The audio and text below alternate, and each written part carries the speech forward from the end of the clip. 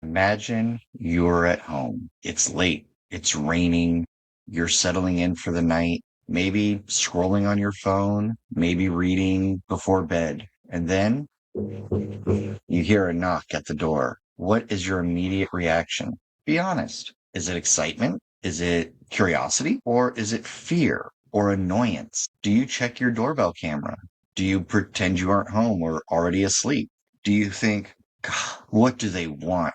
Are they selling something? Are they dangerous? In the modern world, we are taught from the time we can walk, stranger danger. We are taught that the unknown is a threat. We build fences. We live in gated communities. We password protect our lives. But if you were an ancient Greek, that knock at the door meant something completely different. It wasn't a threat.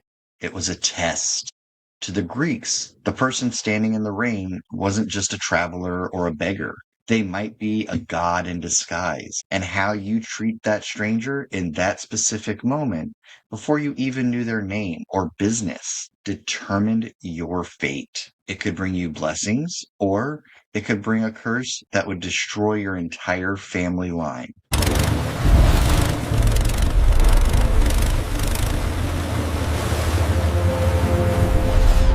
Welcome back to the River Styx on a Motorboat. I'm your captain, Terry Stubbs. Last week, we built the boat. We talked about Hellenism as an operating system. We talked about cleaning off the muddy boots of miasma. Today, we are taking that boat out to meet another vessel. We are talking about Xenia. It translates to hospitality. Please get the image of Martha Stewart out of your head. We aren't talking about folding napkins or putting a mint on the pillow. We are talking about the cosmic contract. We are talking about the sacred, dangerous, and powerful art of turning a stranger into a friend. In a world where we are more connected than ever, more suspicious of each other than ever, is hospitality a weakness? Or is it the ultimate survival strategy? Let's find out. Welcome aboard. If you're joining us from episode 1, you know we are navigating by the stars of the ancients. Today, our star is the concept of Exenia. Let's look at the word itself. In English, we have the word xenophobia. We know that means fear of others, but the root word exenos is fascinating. In ancient Greek, exenos means stranger, but it also means guest. And confusingly, it also means friend. Think about that for a moment. They used the exact same word for a random guy walking down the road and a cherished guest in their home. Why? Because the Greeks viewed a stranger as a friend waiting to happen. They viewed the stranger as a potential ally. Now, why would they do this? Was it because they were just nicer than us? No, absolutely not. The ancient world was brutal. There was bandits, pirates, and wars constantly. There was no police department to call. There were no hotels. There were no credit cards. If you were traveling and you got caught in a storm, you had two options. One, die of exposure. Two, knock on a stranger's door. Because everyone knew that they might be the one knocking on the door someday, they created a system of mutual insurance. This system was enforced by the biggest gun in the universe, Zeus Xenios. We usually think of Zeus as the king of the gods, holding a lightning bolt, sitting on his throne. But Zeus Exenios was different. He is the protector of strangers. The myths say that Zeus often wandered the earth dressed as a beggar, dressed as a refugee. He would knock on doors to see who would let him in. If you turned him away, if you let the dogs out on him, you weren't just being rude or even being safe.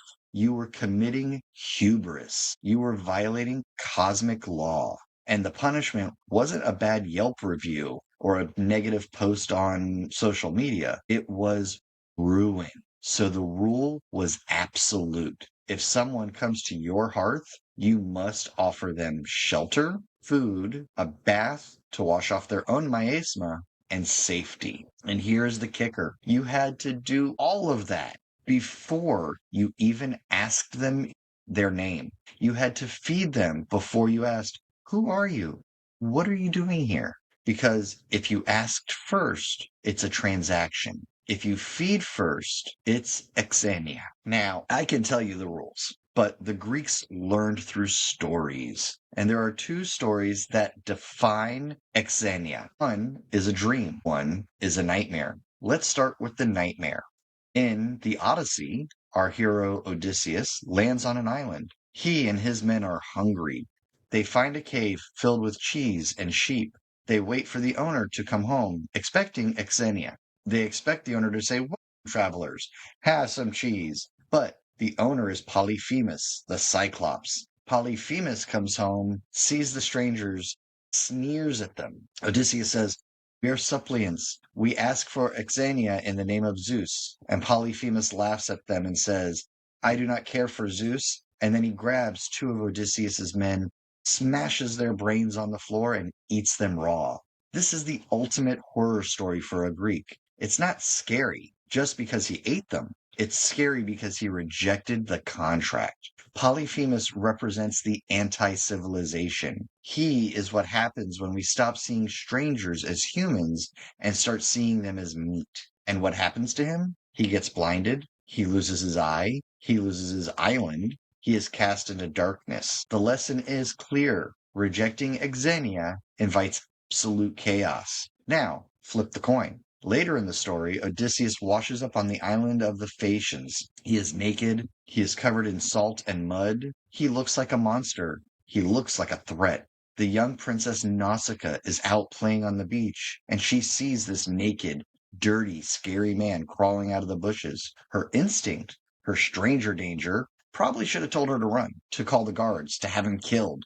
But she doesn't. She stands her ground. She offers him clothes. She offers him oil to clean himself.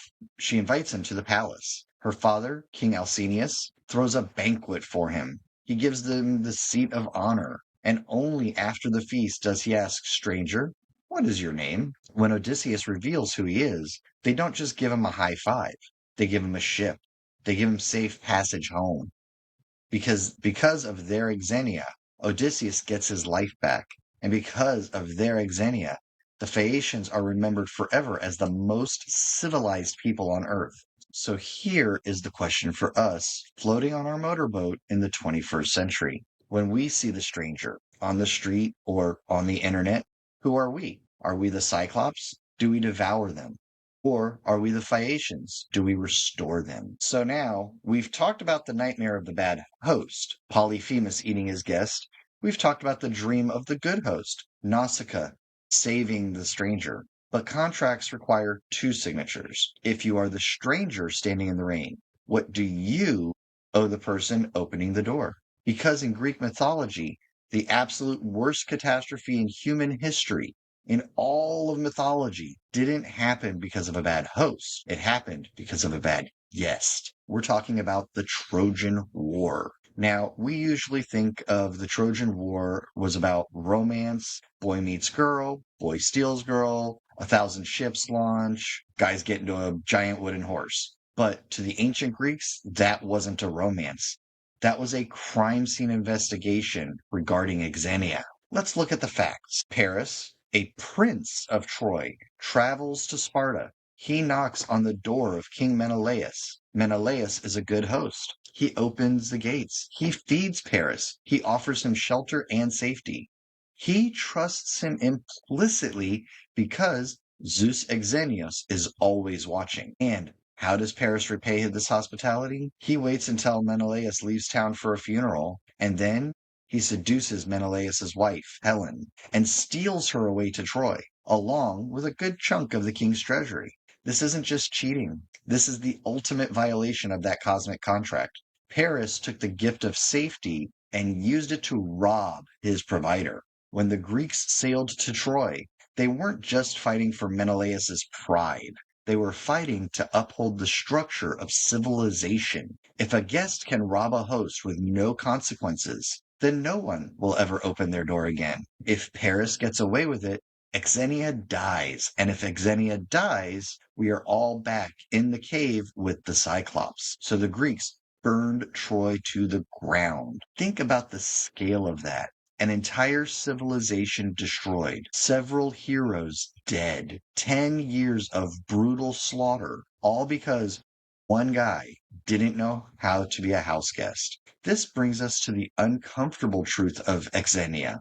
It is an exchange. When you open your door, yes, you are taking a risk. You are letting in a potential Paris. You are letting in a potential thief. But the Greeks believed that the risk was necessary. Why? Because the only thing worse than being betrayed is being alone. The only thing worse than the risk of a bad guest is the certainty of a closed, isolated world where no one helps anyone. So, how do we mitigate that risk? We have to teach the guest their duty. If you are the one knocking on the door, you have three obligations under the ancient code of Exenia.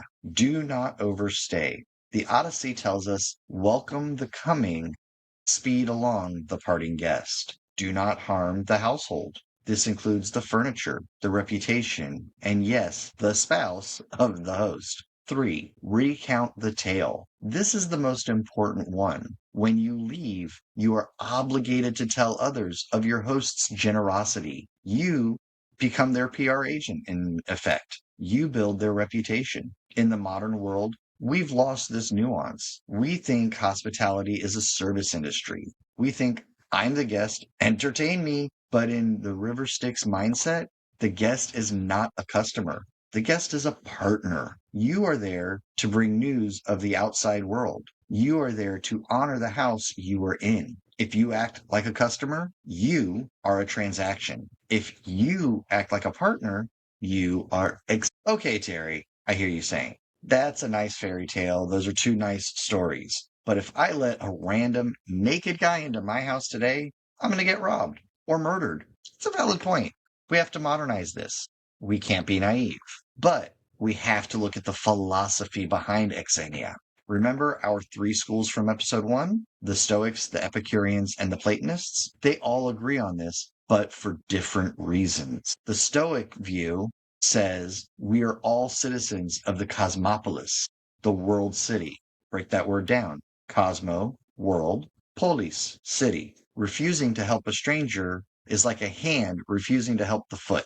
We are all part of the same body. Practicing Exenia isn't about being nice. It's a duty. It's about maintaining the structure of humanity itself.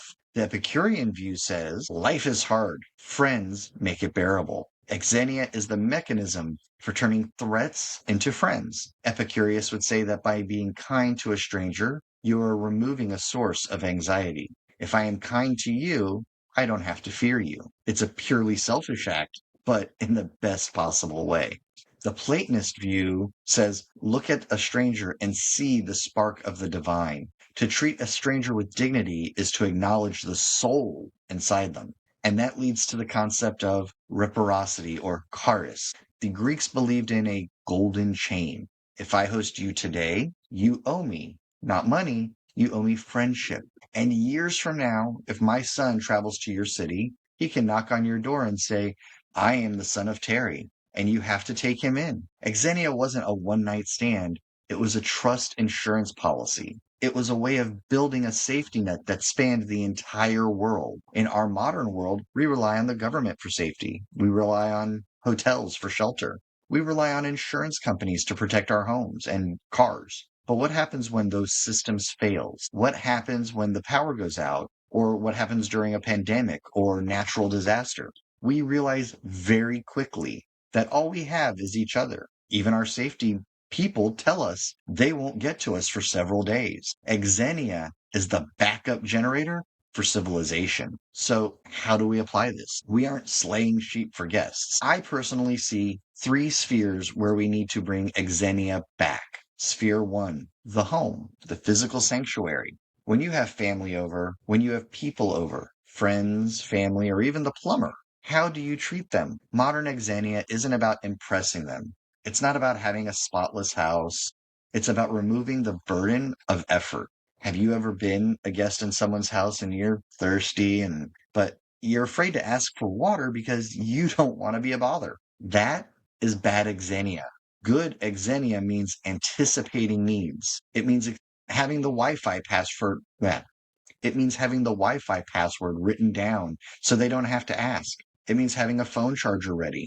It means saying, the bathroom is right over there. Here's a towel. It is saying, I've thought about your comfort, so you don't have to. It creates a sanctuary. But let's flip the script for a second. Let's talk about when you are the visitor, because sooner or later, you're going to be the one on the other side of the threshold. How do you practice guest Xenia in 2026 without looking like a mooch? We mentioned earlier that Exenia creates a golden chain of reciprocity. In the ancient world, guests often brought a xenion, a guest gift. It wasn't a payment.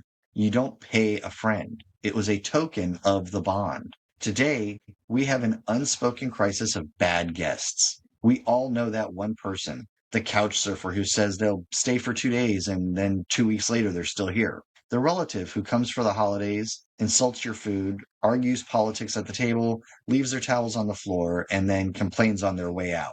That person is committing hubris.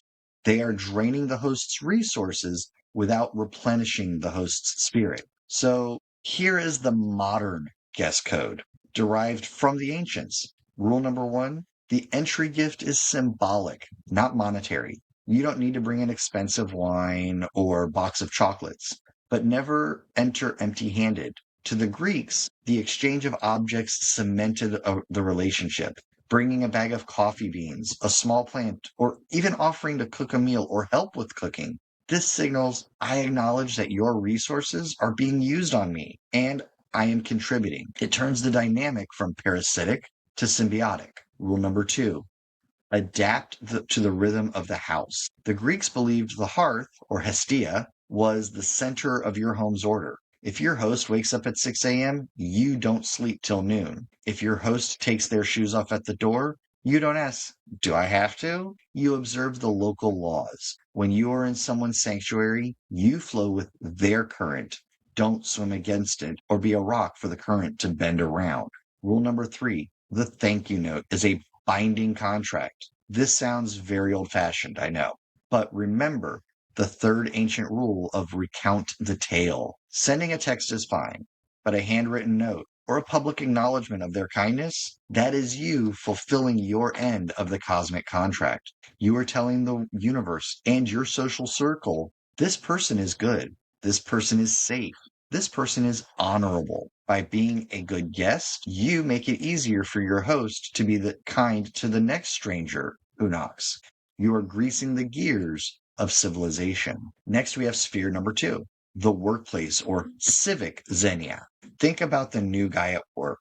He walks in, he doesn't know where the coffee is. He doesn't know the inside jokes. He feels like Odysseus, naked and alone. Usually, we ignore him or we haze him and let him figure it out. That's the Cyclops' way. The Xenia way is to be the guide. Hey, I'm Terry. Here's how the printer works. Here's where we get lunch. Watch out for Steve in accounting. He's a real grumpy guy until he gets his coffee, usually by about noon. By doing that, you aren't just being nice, you are recruiting an ally.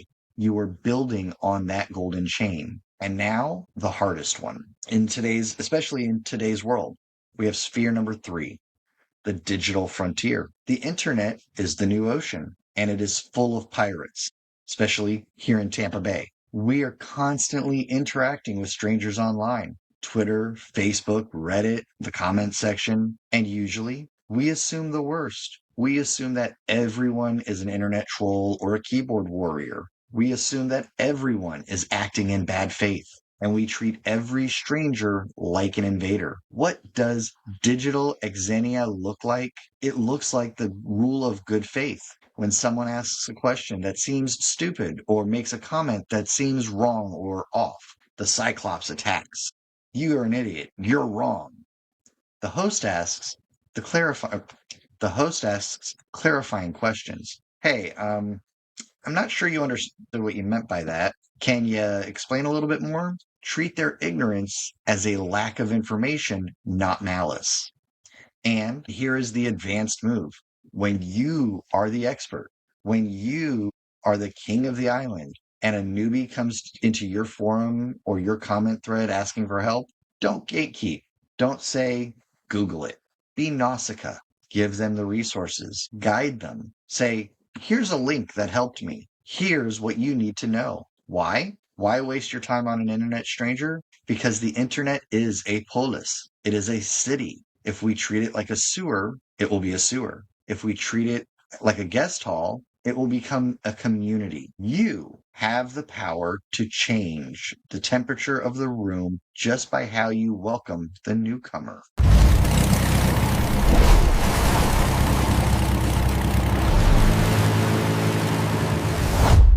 It's time for the motorboat moment. Time to put the theory into practice. We've talked about the Cyclops. We've talked about the princess. We've talked about the Trojan War. And we've talked about the guest code. Now, let's talk about you. Your challenge from this episode is the Xenia pledge. I want you to commit one act of intentional hospitality a week. But I want you to I want to give you a tool to make it happen, a mental trigger. It's called the open gate. Step 1, the trigger. This week, catch yourself the moment you feel stranger danger or annoyance. Maybe it's a new person at the gym, maybe it's a confused delivery driver, or maybe it's someone in your DMs. You feel that tightness in your chest. That's your walls going up. Step 2, the visualization. Take a deep breath. Imagine you are standing at the gate of a fortress. Imagine you are holding a heavy iron key. Unlock the gate, swing it open, physically relax your shoulders and unclench your jaw. Step 3, the offer. Make the first move. You don't have to invite them to dinner. Just offer eye contact and a smile. Offer a greeting, good morning. If it's online, offer a helpful link. By doing this, you are flipping the switch. You are telling your brain, I am not a victim. I am a host. I am not afraid. I am powerful enough to be generous. That's the secret. Hospitality isn't submission. Hospitality is a power move. It is that red power tie. Only the strong feel safe enough to be kind. So we have our hull, stoicism. We have our reset button, katharmos. And now we have our contract, Exenia. We are building a life that is resilient, clean, and connected. Next week, we're turning the boat inward. We're leaving the open ocean and going back to the source. We are talking to Hestia. We are going to talk about the home, the hearth, and why you cannot save the world if you hate yourself. I am Terry Stubbs. This is the River Styx on a Motorboat. Treat every stranger like they hold the key to your future, because one day they might. Remember to like, share, and subscribe, and I'll see you on the water.